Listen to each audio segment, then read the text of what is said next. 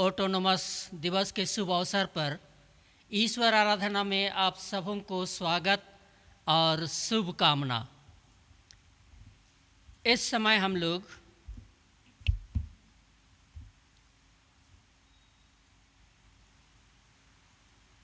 आह्वान वचन के रूप में सुनेंगे भजन संहिता 100। भजन संहिता 100 उसमें ऐसा लिखा है,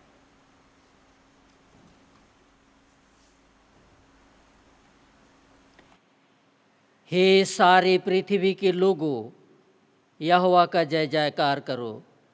आनंद से यहोवा की आराधना करो। जय जयकार के साथ उसके सन्मुख आओ। निश्चय जानो कि यहोवा ही परमेश्वर है।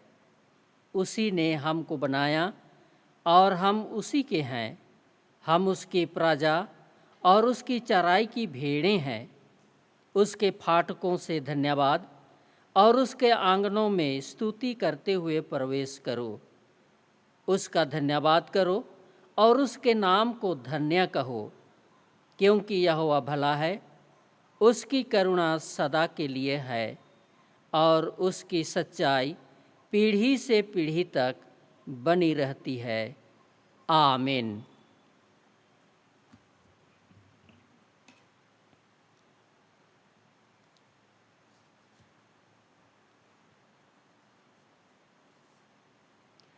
हम प्रार्थना करें। हे सर्वशक्तिमान परमेश्वर पिता, हम पूरी मंडली मिलकर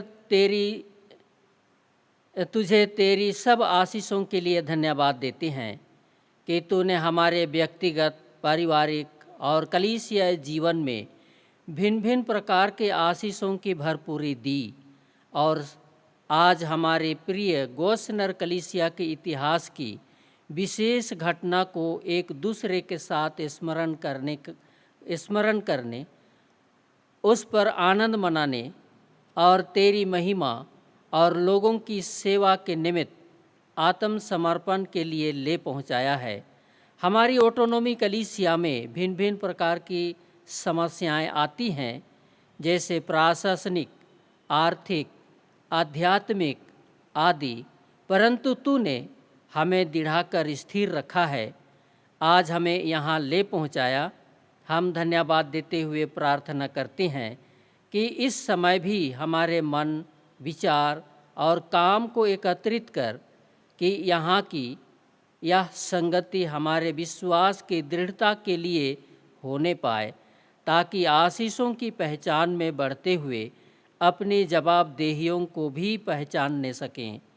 तेरी ही महिमा के लिए मसीह यीशु के नाम से आमीन।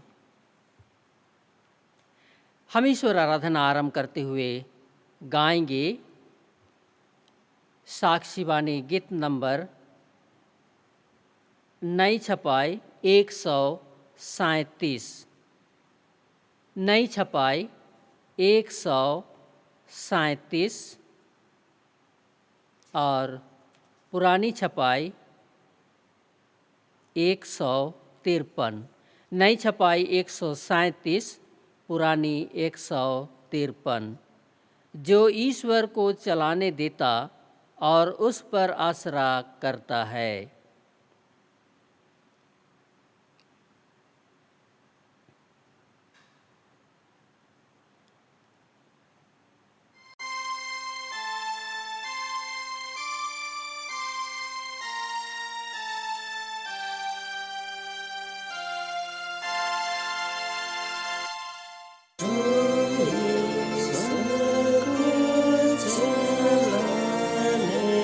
देता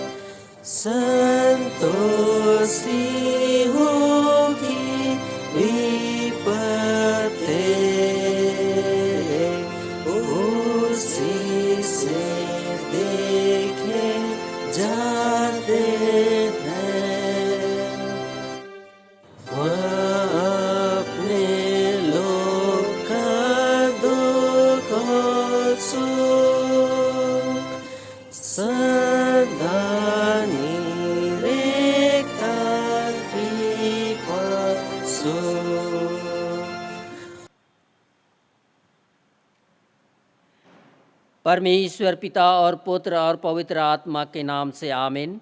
हमारी सहायता ईश्वर के नाम से है, जिसने स्वर्ग और पृथ्वी को सिरजा।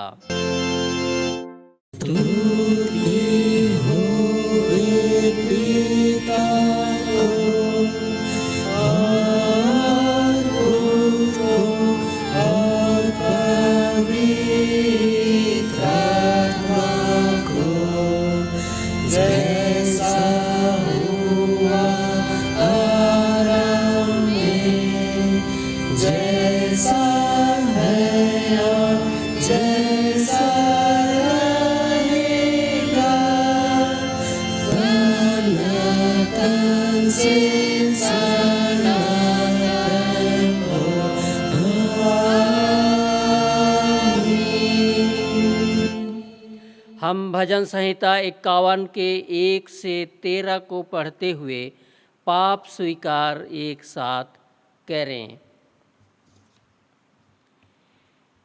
हे परमेश्वर, अपनी करुणा के अनुसार मुझ पर अनुग्रह कर, अपनी बड़ी दया के अनुसार मेरे अपराधों को मिटा दे। मुझे भली भांति धोकर मेरा अधर्म शुद्ध कर और मेरा पाप छुड़ाकर मुझे शुद्ध कर। मैं तो अपने अपराधों को जानता हूँ और मेरा पाप निरंतर मेरी दृष्टि में रहता है। मैंने केवल तेरे ही विरुद्ध पाप किया और जो तेरी दृष्टि में बुरा है वही किया है, ताकि तू बोलने में धर्मी और न्याय करने में निष्कलंक ठहरे। देख, मैं अधर्म के साथ उत्पन्न हुआ और पाप के साथ अपनी माता के गर्भ में पड़ा। देख, तू हृदय की सच्चाई से प्रसन्न होता है और मेरे मन ही में ज्ञान सिखाएगा। जूफा से मुझे शुद्ध कर, तो मैं पवित्र हो जाऊंगा। मुझे धो और मैं हिम से भी अधिक श्वेत बनूंगा। मुझे हर्ष और आनंद की बातें सुना, जिससे जो हड्डियां तूने तोड़ डाली हैं वे मगन हो जाएं। अपना मुख मेरे पापों की ओर से फेर ले और मेरे सारे अधर्म के कामों को मिटा डाल। हे परमेश्वर, मेरे अंदर शुद्ध मन उत्पन्न कर और मेरे भीतर स्थिर आत्मा नए सिरे से उत्पन्न कर। मुझे अपने सामने से निकाल ना दे और अपने पवित्र आत्मा को मुझसे अलग ना कर। अपने किए हुए उद्धार का हर्ष मुझे फिर से दे और उदार आत्मा देकर मुझे संभाल। तब मैं अपराधियों को तेरा मार्ग सिखाऊंगा और पापी तेरी ओर फिरेंगे। आमीन। तेरा धन्यवाद हुए है ख्रिस्ट यीशु। हालेलुया। हालेलुया, हालेलुया,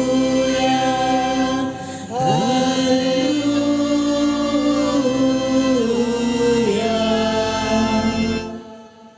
अब हम समस्त ख्रिस्तानी कलीसिया के संग मिलके अपना महापवित्र विश्वास को एक साथ मान लेकर यूँ कहें। मैं विश्वास करता हूँ परमेश्वर पिता पर, जो स्वर्ग और पृथ्वी का सर्वशक्तिमान सृजनहार है, और उसके एकलौते पुत्र अपने प्रभु यीशु ख्रिस्ट पर, जो पवित्र आत्मा से गर्भ में आया, कुंवारी मरियम से उत्पन्न हुआ, पांतुस पिलातुस की आज्ञा से दुख उठाया, क्रूस पर चढ़ाया गया, मर गया और गाड़ा गया, पाताल में उतरा, तीसरे दिन मृतकों में से जी उठा, स्वर्ग पर चढ़ गया और परमेश्वर सर्वशक्तिमान पिता के दाहिने हाथ बैठा है, जहाँ से वह जीवितों और मृतकों का विचार करने को फिर आवेगा। मैं विश्वास करता हूँ पवित्र आत्मा पर, एक ही पवित्र ख्रिस्तानी कलीसिया, पवित्रों की संगत पर, पापों की क्षमा, देह के जी उठने और अनंत जीवन पर। आमीन।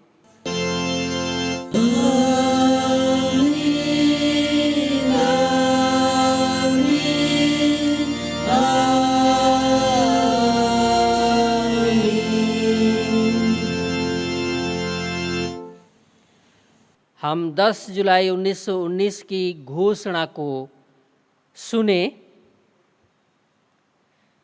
10 जुलाई 1919 की घोषणा।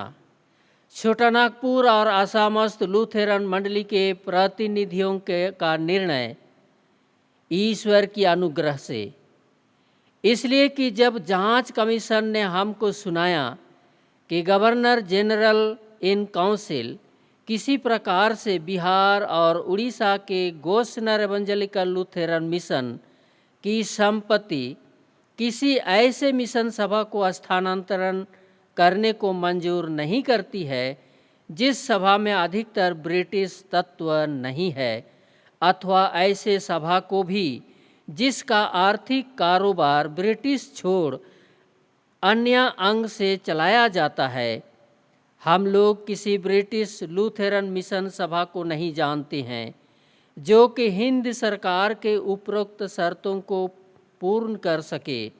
अतः हम सेंट्रल कमेटी के सदस्य और सारे छोटानागपुर और आसामस्थ लूथेरन मंडली के प्रतिनिधिगण नम्रतापूर्वक यह प्रकट करते हैं कि हमारे पुरखों और हमारे ग्रहण किए हुए बहुमूल्य लूथेरन विश्वास की रक्षा करने को और हमारे छोटानागपुर की लूथेरन मंडली के इतिहास में कठिन समस्या हमारे सामने उपस्थित है, उसे निरूपण करने को हम यह घोषणा करते हैं कि हम अपनी मंडली की कार्य निर्वाह के लिए आत्मशासन का कठिन भार अपने ऊपर लेने को तैयार हैं। इस घोषणा को हम दूसरी बार घोषणा करेंगे। हम अपनी मंडली की कार्य निर्वाह के लिए आत्मशासन का कठिन भार अपने ऊपर लेने को तैयार हैं। हम दृढ़ आशा और भरोसा के साथ कि हमारी दयालु सरकार की पैतृक चिंता पर हमारा विश्वास है कि सरकार हमारे विद्यालयों के लिए सहायता प्रदान करेगी, उस समझ लो कि हम जवाबदेही का पूरा भार अपने ऊपर ना ले सकें, और यह जानकर पहला कि ट्रस्टी जो ठहराए जाएंगे सो छोटानागपुर और आसामस्थ लूथेरन कलीसिया की भलाई और लाभ के लिए ही केवल संपत्ति रखें। दूसरा कि नेशनल मिशनरी काउंसिल कृपया एक छोटानागपुर लूथेरन शिक्षा संबंधी परामर्श सभा सृष्टि करे जो सरकार के आगे हमारे स्कूलों के लिए जवाबदेही रहे। तीसरा कि उक्त सभा का परामर्श लेकर हमारे सेंट्रल कमेटी की कार्यकारिणी सभा शिक्षा विषयक बातों पर परिचालन करे। चौथा कि उक्त बोर्ड व सभा उन स्कूलों व विद्यालयों के लिए जहाँ तक बने शक्ति भर धन और संपत्ति जमा करें। रांची 10 जुलाई 1919। सेंट्रल कमेटी के सदस्य पादरी HD लकड़ा प्रेसिडेंट और पादरी इसाहक एका, पादरी ख्रिस्तोगृह तिर्की, पादरी निर्मल सोय और पीटर हुरद जो सेक्रेटरी रहे, तथा मंडली के 79 प्रतिनिधियों के नाम। आमीन। इसी समय हम लोग गाएंगे साक्षी बानी 153। साक्षी बानी 153। परमेश्वर है एक दृढ़ पहाड़।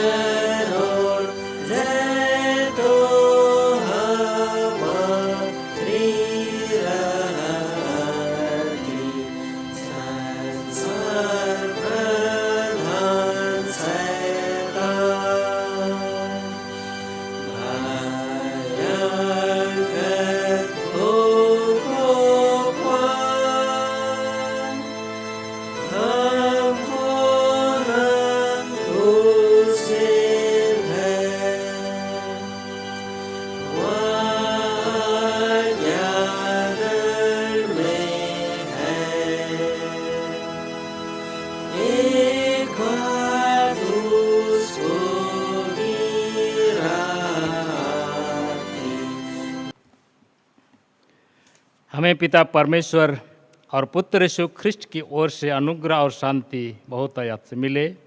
आमीन। हम लोग प्रार्थना करें। जीवित प्रभु, हम सारे हृदय से आपको धन्यवाद करते हैं। आपका अनुग्रह हमारे साथ तो बनाए रखा है और पिता परमेश्वर तो अपनी कलीसिया को अपनी पवित्र इच्छा के अनुकूल आज तक स्थापित किया, बरकरार रखा है और बहुतों के जीवन को इस कलीसिया के द्वारा बचाने का महान योजना को तो पूरा किया है। इसलिए हम आपकी इस महान योजना के लिए आपको धन्यवाद करते हैं पिता। निश्चय पिता परमेश्वर, आज हम ऑटोनॉमी का 101 वर्ष में प्रवेश करते हैं। ये सब तेरे अनुग्रह और तेरे अपार दया से संभव हुआ है।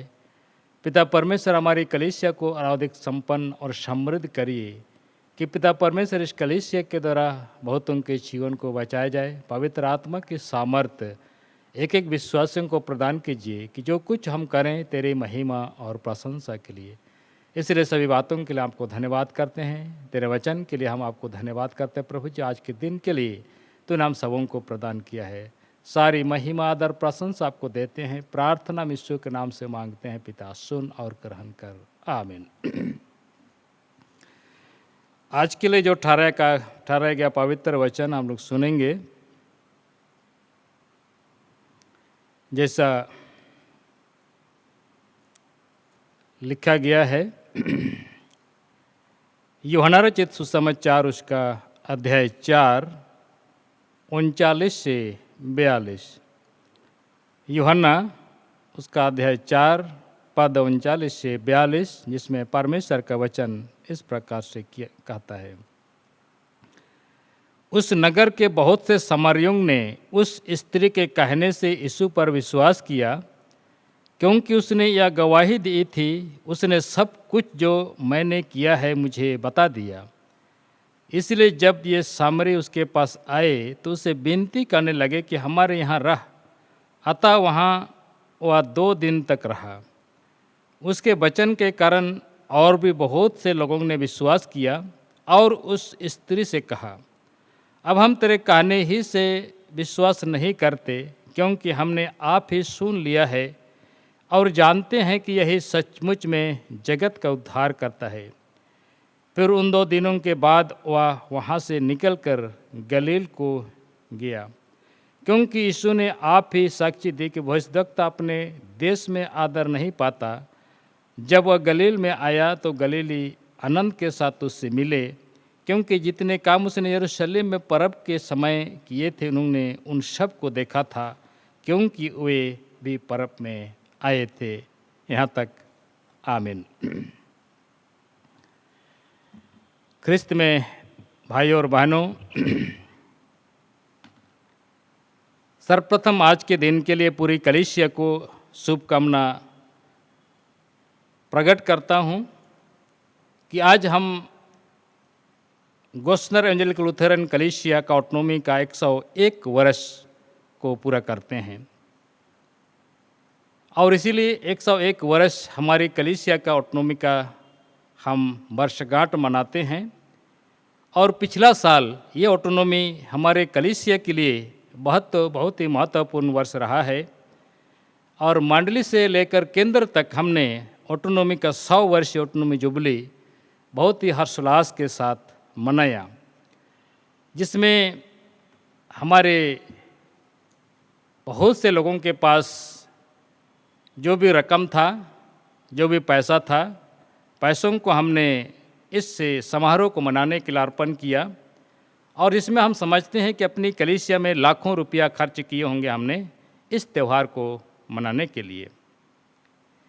और इसीलिए 100 वर्ष का ये जो समय था, जो प्रभु यीशु मसीह के अनुग्रह से हम इस 100 वर्ष को बहुत ही अच्छी तरह से बिताया और ऑटोनॉमी का 100 वर्ष का समारोह हमने मना पाया। और इस 100 वर्ष ऑटोनॉमी जुबली समारोह आज ख़त्म हो गया और आज उस समारोह के समय में हमने बहुत सारे प्रतिज्ञाएं किया और बहुत सारे बातों को हमने ग्रहण किया और आज हम उस ऑटोनॉमी को अपने स्तर से इस ऑटोनॉमी को मनाने का हम प्रयास करते हैं। और इसीलिए इन बातों को आज जब हमने पिछला साल बहुत जगहों में हमने प्रतिज्ञा किया भीड़ में, और ये प्रतिज्ञा आज हमारे साथ, क्या हम वास्तव में इस प्रतिज्ञा को अपने कलीसिया में पूरा होते हुए हम देखते हैं? और जो भी हमने प्रतिज्ञा किया है, क्या आज कलीसिया में एक परिवर्तन आया है? और ये हमारे लिए एक महान चुनौती का समय है, और इसलिए इस परिवर्तन में और इस जो हम प्रतिज्ञा किया है, उस प्रतिज्ञा के अनुसार हमने अपने कलीसिया को कितना परिवर्तन किया, ये हम एहसास कर सकते हैं अपने मंडली और कलीसिया में। और इसलिए आज जब हम गहराईता से अपनी कलीसिया को देखते हैं तो इसमें कोई भी परिवर्तन होता हुआ नहीं देखते हैं। और जो भी कि हमने बहुत बड़े बड़े प्रतिज्ञा किया कि हम अपनी कलीसिया को, इस कलीसिया को चलाने का भार अपने कंधों पर लेने का हमने प्रतिज्ञा किया, परंतु ये प्रतिज्ञा आज कहाँ गया? और इसीलिए आज संपूर्ण कलीसिया के लिए एक महान चुनौती है, और इसीलिए इस महान चुनौती को स्वीकार करते हुए हमें अपनी कलीसिया को सुंदर, आकर्षक और बहुतों के जीवन को बचाने वाला होना चाहिए। ये कलीसिया आज लोगों को बचाने वाला होना चाहिए, और लोगों को बचाने के लिए ही कलीसिया स्थापित की जाती है।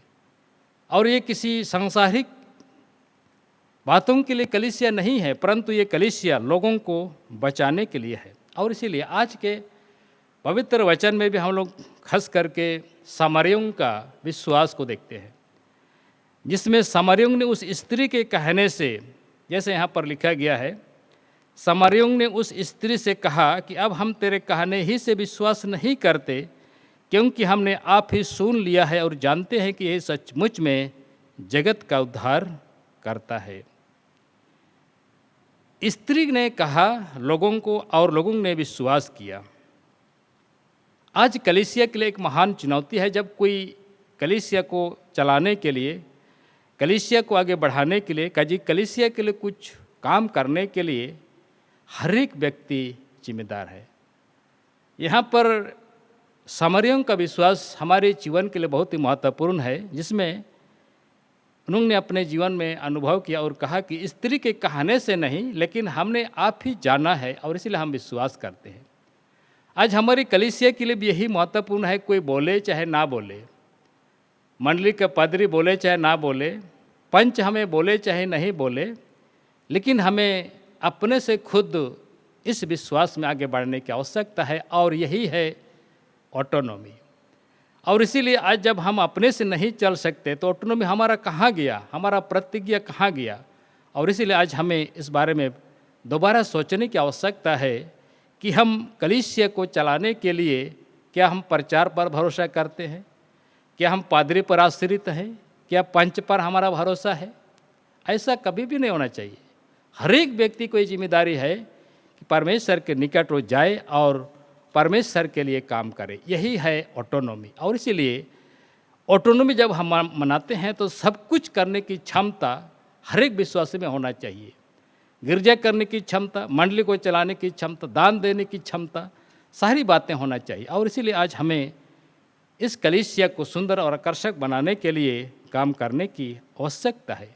हम जानते हैं, धर्मशास्त्र कहती है कि कलीसिया एक मसीह की देह है, और इसीलिए कलीसिया जब मसीह की देह है तो इसमें जो लोग निवास करते हैं इस कलीसिया में, वो लोग मसीह के रक्त से खरीदे गए लोग हैं। और इसीलिए यहाँ के लोग, कलीसिया में जो लोग आते हैं, वो लोग पुनर्जीवित आत्मा में आते हैं। और इसीलिए इस पुनर्जीवित आत्मा में जब हम हैं तो हम परमेश्वर के लिए अपने जीवन को देते हैं। और इसीलिए इफिसियों उसका 5 और 25 में लिखता है, जैसा मसीह ने भी कलीसिया से प्रेम करके अपने आप को उसके लिए दे दिया कि उसके वचन के द्वारा जल के स्नान से शुद्ध करके पवित्र बनाए, और उसे एक तेजस्वी कलीसिया बना करके अपने पास खड़ी करे, जिसमें न कलंक, न छुरी, न कोई और ऐसी वस्तु हो, वरन पवित्र और निर्दोष हो।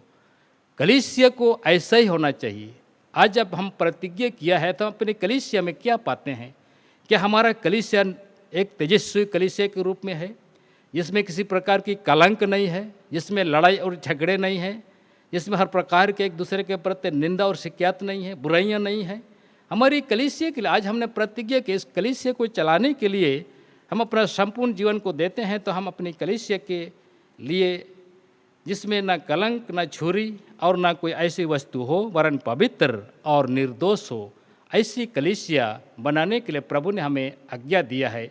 और इसीलिए आज हमारे जीवन के लिए इस कलीसिया को सुंदर और आकर्षक और बहुतों के जीवन को बचाने वाला होना चाहिए, ताकि हम परमेश्वर की इच्छा को पूरा करें। और इसीलिए मत्ती उसका 16 से 18 में पतरस को प्रभु यीशु मसीह कहते हैं, तू पतरस है और मैं इस पत्थर पर अपनी कलीसिया बनाऊंगा और अधोलोक के फाटक उस पर प्रबल ना होंगे। मैं तुझे स्वर्ग के राज की कुंजियाँ दूंगा और जो कुछ तू पृथ्वी पर बांधेगा वह स्वर्ग में बांधेगा और जो कुछ तू पृथ्वी पर खोलेगा स्वर्ग में खुलेगा। और ये विश्वासियों के लिए कहा जाता है। आज हम विश्वासी हैं और इसलिए इस कलीसिया में कोई भी अधोलोक के फाटक इसमें प्रबल ना होंगे। इसका मतलब हम पाप से दूर होंगे। इस कलीसिया के लोग पवित्र होंगे, पवित्रता के मार्ग पर चलेंगे, एक दूसरे की सहायता करेंगे। और यह पतरस को ये कलीसिया बनाने के लिए आह्वान किया है और आज हम सब उस पतरस के स्थान पर हैं और इस कलीसिया को बनाने के लिए हम हर एक व्यक्ति जिम्मेदार हैं। और इसलिए आइए हम अपनी इस कलीसिया को, जिसमें संसार की सारी शक्तियों से लड़ते हुए हम अधोलोक के फाटक को इसमें प्रबल ना होने देंगे, क्योंकि परमेश्वर का वचन कहता है कि जो कुछ तुम पृथ्वी पर बांधेगा वह स्वर्ग में बांधेगा। और इसलिए आज हम जो कुछ भी इस पृथ्वी पर करते हैं, मान लो और कलीसिया के रूप में करते हैं, या तो हम अपने विश्वास में जो कुछ करते हैं, ये सब स्वर्ग तक पहुंचता है। और इसलिए हमारी कार्य जब स्वर्ग तक पहुंचती है तो हमें ऐसा जीवन, ऐसा आचरण रहना चाहिए जिससे हम परमेश्वर के निकट पवित्र किए जाएं। और इसीलिए कलीसिया की स्थापना इसीलिए की गई है कि इस कलीसिया के द्वारा पहला है परमेश्वर की महिमा हो। इस कलीसिया से, जिस कलीसिया को आज हम समझते हैं कलीसिया है, इससे परमेश्वर की महिमा हो। और इसलिए फिर से उसका 1 और उसके 4 से 6 में लिखता है, जैसा उसमें हमें जगत की उत्पत्ति से पहले चुन लिया कि हम उसके निकट प्रेम में पवित्र और निर्दोष हों और अपनी इच्छा के भले अभिप्राय के अनुसार हमें अपने लिए पहले से ठहराया कि प्रभु यीशु मसीह के द्वारा हम उसके लेपालक पुत्र हों, कि उसकी उस अनुग्रह की महिमा की स्तुति हो जिससे उसमें हमें उस प्रिय में संत मंत दिया है। और इसीलिए हमें जगत की उत्पत्ति से पहले चुना गया है। और इसीलिए चुने जाने का महत्वपूर्ण जो काम है आज हम अपने कलीसिया में कर सकते हैं। हम खरीदे गए लोग हैं, चुने गए लोग हैं और इसीलिए हम पवित्र लोग हैं। और इसे जैसा लिखता है, प्रेम में पवित्र और निर्दोष हो और अपनी इच्छा के अपने भले अभिप्राय के अनुसार हमें अपने लिए पहले से ठहराया कि प्रभु यीशु मसीह के द्वारा हम उसके लेपालक पुत्र हों। हम विश्वास के द्वारा उसके पुत्र और पुत्रियाँ हैं। और इसलिए हम जब उसके पुत्र और पुत्रियाँ हैं तो हम अपने पिता का आज्ञा का पालन जैसा वो चाहते हैं वैसा ही करें और अपनी परमेश्वर की महिमा अपनी कलीसिया में करते रहें। दूसरा है, कलीसिया का स्थापना इसीलिए की गई है कि इस कलीसिया से सुसमाचार का प्रचार किया जाए।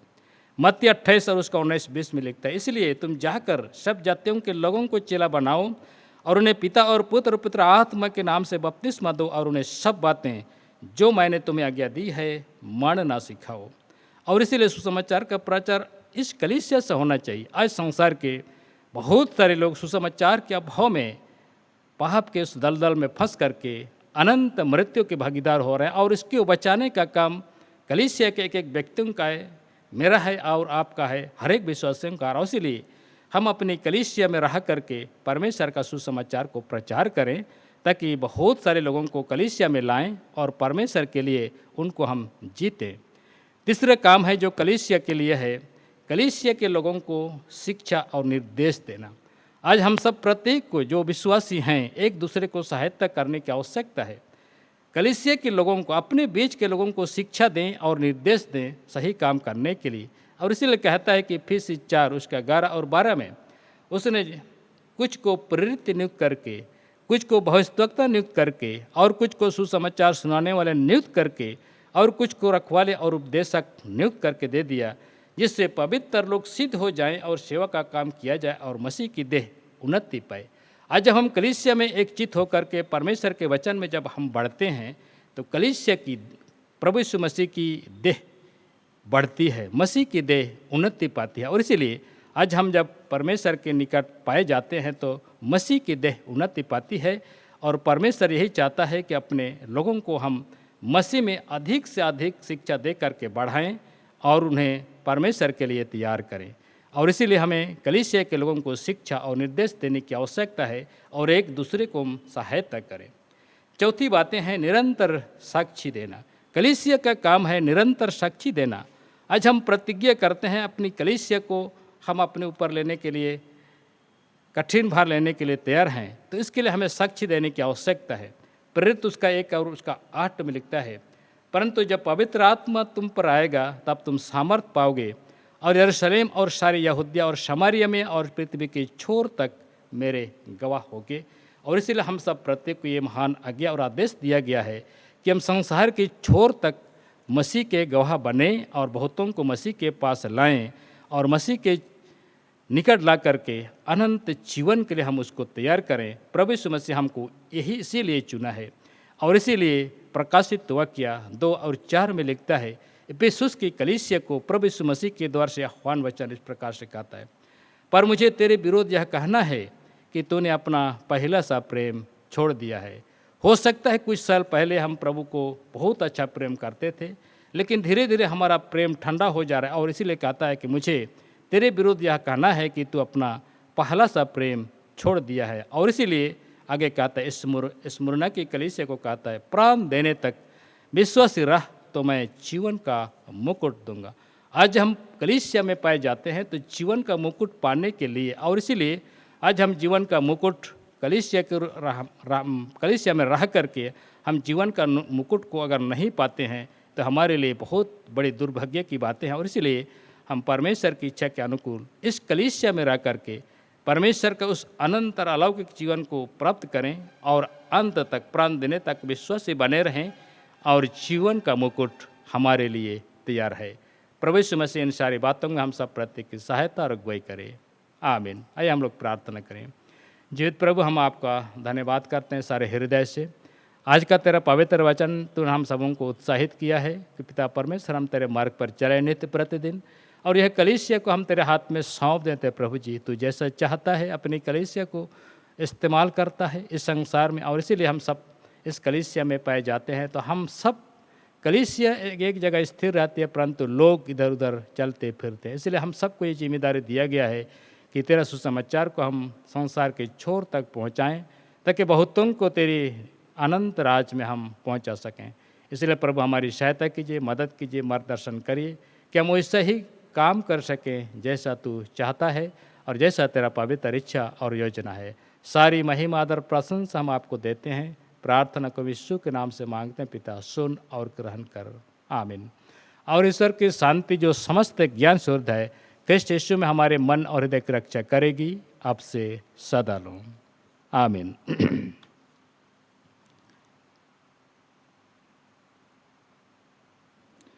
हम अंत में गाएंगे साक्षी बानी 161।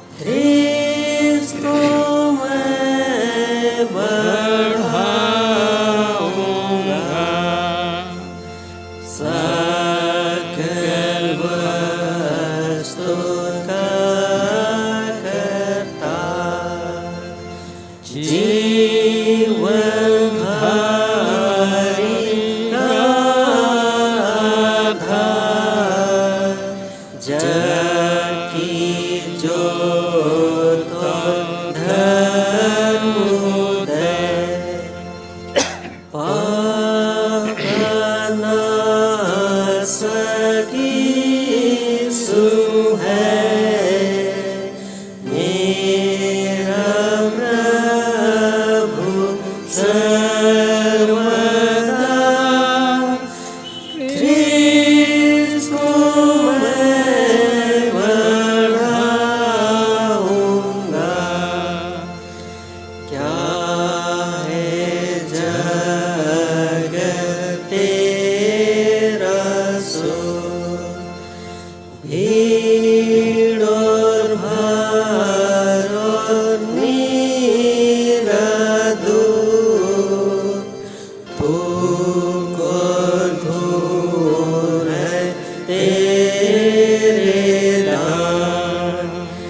तेरी प्रीति के वरदान धोखा तेरी मित्रता ख्रीस्त को मैं बढ़ाऊंगा। आइए हम अंतिम प्रार्थना करें। हे परमेश्वर दयालु पिता, हम तुझे सारे मन से धन्यवाद देते हैं क्योंकि तूने हमें हमारे पापों के अनुसार हमें दंड नहीं दिया, परंतु अपने विश्वास में दृढ़ और स्थिर रखा है। प्रार्थना करते हैं तू आगे भी हमारे इस पवित्र बहुमूल्य लुथेरन विश्वास में, जिसकी रक्षा के लिए हमारे धर्म पूर्वजों ने ऑटोनॉमी का कठिन भार अपने ऊपर लेने की घोषणा की, उसमें बने रहने के लिए हमारे अगुवाई कर। प्रभु परमेश्वर, तू हमें इस घोषणा की जो आशीष, अधिकार और जवाबदेही है, उसको समझने और अपने ऊपर लेने और उसके अनुसार काम करने के लिए साहस, सामर्थ्य और साधन दे कि हमारे कलीसिया के द्वारा स्वशासन, स्वपालन और स्वयं सुसमाचार प्रशासन के काम तेरी इच्छा के अनुसार ही हो, जिससे तेरे प्रेम की आशीष कलीसिया के सब लोगों को मिले और हम तेरी महिमा करते हुए अन्य लोगों तक तेरी आशीष पहुंचाने सकें। प्रभु यीशु मसीह के नाम से हम प्रार्थना को मांगते हैं। हम एक साथ प्रभु की प्रार्थना से प्रार्थना करें। हे हमारे पिता, तू जो स्वर्ग में है, तेरा नाम पवित्र किया जाए, तेरा राज आए, तेरी इच्छा जैसे स्वर्ग में से पृथ्वी पर भी हो। हमारी प्रतिदिन की रोटी आज हमको दे और हमारे अपराधों को क्षमा कर जैसे हम भी अपने अपराधों को क्षमा करते हैं, और हमको परीक्षा में मत डाल परंतु बुरे से छुड़ा, क्योंकि राज और प्रकरम और महात्म सदा तेरे हैं। आमीन।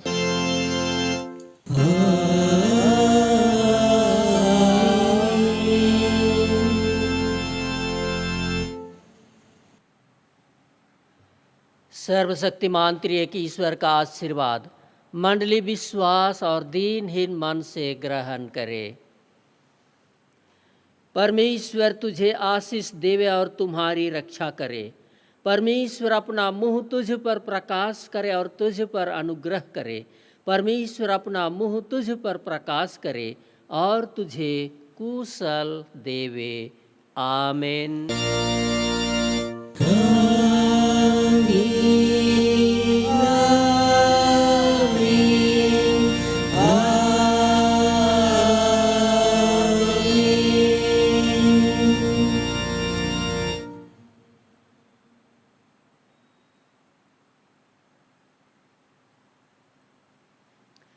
यीशु सहाय।